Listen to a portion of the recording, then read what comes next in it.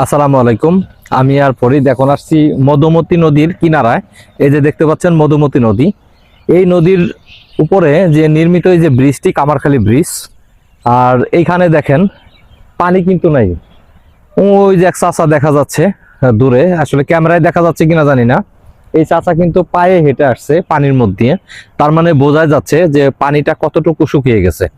ফরিদ, এখানে পানি যে শুকাই গেছে, কি এটা কি মনে হয় যে পানি কি আর মানে খুব বেশি হবে নাকি? না, পানি এই সময় এরকমেরই শুকায় যায়। নদী আসলে সেই আগের মতন নেই। বর্ষাকালে নদীটা পরিপূর্ণ থাকে, তাছাড়া এই সময় আর নদীতে পানি থাকে না।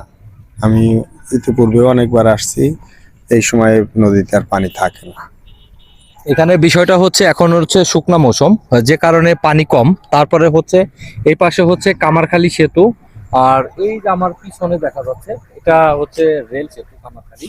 আর এই রেল সেতুর কারণেই আসলে যখন সেতু করা হয় ওই এরিয়াটা আপনার বালু দিয়ে ভরাট করা হয়, যার কারণে আপনার পানিটাও একটু কমে যায়। আর ভবিষ্যতে জানি না, আমার মনে হয় যে এই এরিয়াগুলা আরো পানিটা কমে যাবে।